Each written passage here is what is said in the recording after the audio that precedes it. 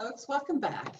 Now that we have spent all this time understanding microscopically what's happening with muscle contraction, hopefully you have a great grasp on that topic so we can proceed to back up and look at muscle physiology as the muscle is contracting as a whole.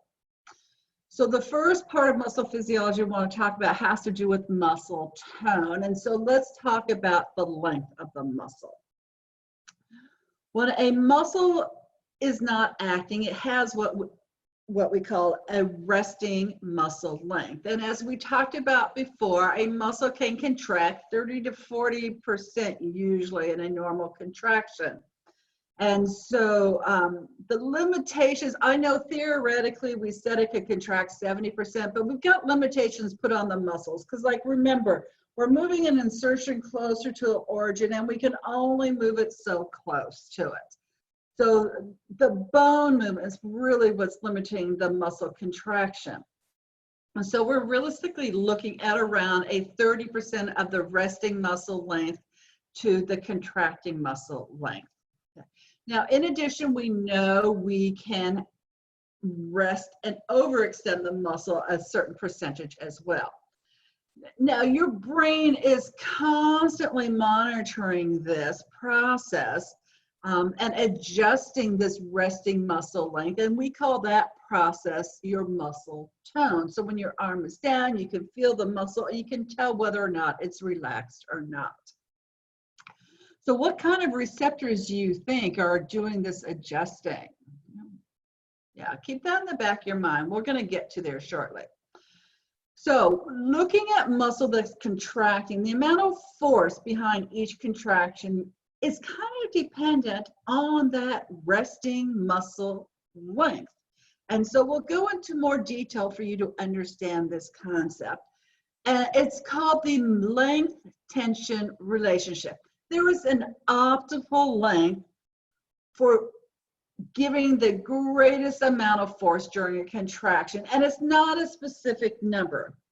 If you recall, look, I finally found something that I can use for a myosin. So it's the straw that bends. The entire length stays the same. Here we're in the cock position, and then when we have the power stroke, it's going to go to there. New ATP will bind, and I'll return back to the power position. So if this is the myosin and this is the actin, when the myosin is near the end of the actin and it contracts, it can pull, and you can get more and more overlap. But if it's at this end, there's very little more contracting that can happen because you're going to run out of actin. So if you're looking at just one myosin versus the actin, it looks like there's lots of movement that can happen. But remember, myosin doesn't act alone. There's a whole bunch of them turned at a 360. So I've just taken 4 now. And now if we put the 4 like this, and in this case, if the orange one was the red one, or in fact, I'll just add the red one and make it 5. If the red one is barely on the tip, when the red one contracts, that means, oh, actually that made it 6, I can't count. If the red one is the only one interacting with actin, that means the other 5 are not contributing any oomph to the contraction. So that is not an optimal contraction. You have to go until all of them can interact with actin in order to get an optimal contraction. And so here you would have optimal, and you would continue having optimal until the red one runs out. And even though there still is plenty of place for the blue one to contract, the red one has no one else to go. So you are limited to this much narrower range for normal optimal tension. So let's look at this graph, because that's what this graph is showing. So instead of starting on the left side of the graph, I want to start on the right side of the graph. The right side of the graph shows what happens when we are like this. Okay, if there's nothing, you can't make a cross bridge, then you can't contract. And that's what's on the far right side. And then we are starting to get more and more that can contract. And so that is what was happening in this area.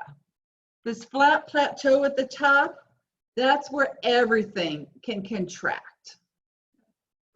And then what's happening on the left side is we have a very steep drop where nothing can contract because everything has reached its maximum. So the reason why it's more gradual on the far right is because you're going from 1 to 2 to 3 to 4 to 5 to 6, you're adding them up. And then at the end, you still have the majority contracting, and then it just plummets off. Okay. So I was showing this to you for an individual sarcomere, but you have to realize this applies to the entire muscle as a whole. So there is the area at the top, the plateau, that is called the optimal length. And in the optimal length, that means you have the optimal overlap. In other words, you have the maximum number of overlaps. You have formed the maximum number of cross bridges, giving you the maximum tension. Okay, so hopefully you got that concept now. Now, not only do you understand the optimal, you understand if we stretch it, force goes down, and if we contract it even more, force goes down. So this relates to muscle tone. Some motor units are always going to be active even when that muscle is at rest, because some are going to contract it to keep that resting tone normal. And this is an involuntary process, and I'll show you how that occurs really soon. Okay. So to understand this, go back to the concept of the motor unit, where basically we were talking shift work, and sometimes like motor unit A is working, and then maybe both B and C are working, and then maybe D is working. And so the motor unit's contracting causing enough to give it the resting muscle tone, but not enough to shorten the entire muscle. And so how we're getting the muscle tone is going to depend on what type of receptors do you think? Yeah, they're going to be proprioreceptors. And so there's two proprioreceptors we're going to be talking about. So refresh your memory, proprioreceptors are the ones that give you an idea where you are in space, okay? And so your muscles are kind of figuring out where they are. The first proprioreceptor is called a muscle spindle. And this is a proprioreceptor that's embedded within the skeletal muscle. And so if we look at it, what we have is we have a group of skeletal muscle cells, and they are ensheathed in a little bit of a realer connective tissue.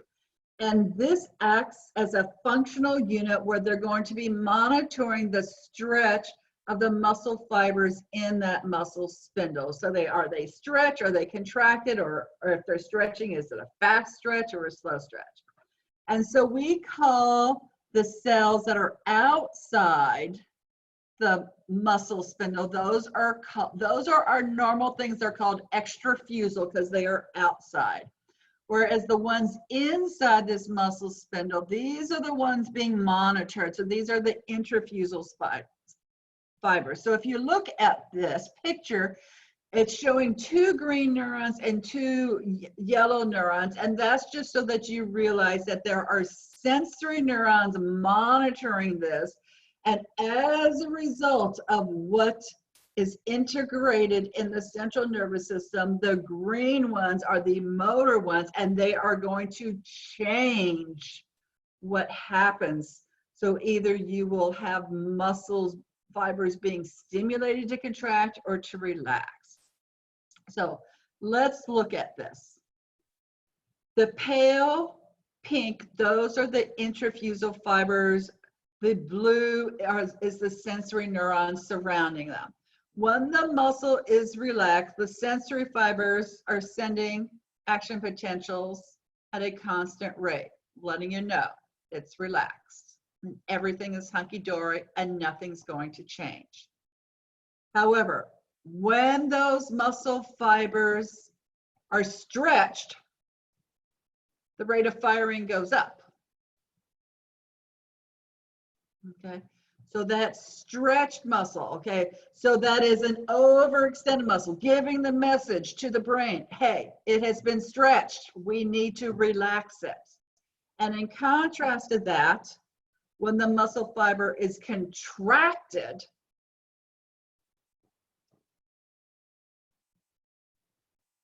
it all becomes slack. So there's minimal, if any, firing going on, okay? And so that's how your brain interprets it, and it knows what to do. And so when we come back and we talk about reflexes, which is going to be, it's still going to be a few weeks from now. We're going to talk about reflexes when we talk about the nervous system, not about the muscular system. But this muscle spindle is going to be the sensory receptor that's going to be involved in that involuntary stretch reflex we'll be talking about later on. Okay, so that first proprioceptor was the muscle spindle, which is in the belly of skeletal muscle, and it's actually monitoring the tension of a skeletal muscle cell.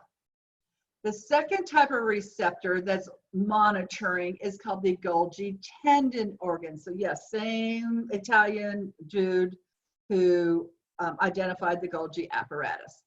And this proprioceptor is not in skeletal muscle, it's in the tendon of the skeletal muscle. But it's not just anywhere among the tendon, it's in the tendon extremely close to where the tendon is next to the muscle itself. And so it's monitoring the tension within the tendon. So here's what it looks like. On the picture on the far left, you can see the Golgi tendon organ is very close to the skeletal muscle itself. And then there's a blown up picture in here. And in the blown up picture, you can see that the yellow sensory neuron is basically interspersed among the collagenous fibers, because this is tendon now, right? So it's dense, regular, connected tissue. Lots of collagen fibers all along one direction. And so the sensory receptors are interspersed among them. And so what happens is when the muscle contracts, that pulls on the tendon. And so if you have the neurons interspersed, they're all going to be squished because these collagen fibers are getting tense, okay? When the afferent neuron, the sensory neurons are squished, that's going to send a bunch of action potentials to the central nervous system, which is then going to have an efferent nerve, a motor neuron, which doesn't go to the tendon because the tendon can't cause muscle relaxation. So the sensory neuron is coming from the tendons, Golgi tendon organ, integrates inside the central nervous system, but the motor neuron goes back to the skeletal muscle associated with that tendon to cause it to relax. So both of these things, both the Golgi tendon organ and the muscle spindle can be monitoring at the same time, but the Golgi tendon organ is going to increase the Golgi tendon organ increases the impulses when the muscle is contracted, whereas the muscle spindle increases the impulses when the muscle is stretched, not contracted. So here is a slide that has both a Golgi tendon organ and a muscle spindle, and it's showing red, green, and yellow neurons. So make sure you understand what each of those neurons is. Pause it at this point and talk yourself through it. And with that, we are done learning all about muscle tone, and I'll see you shortly as we continue muscle physiology.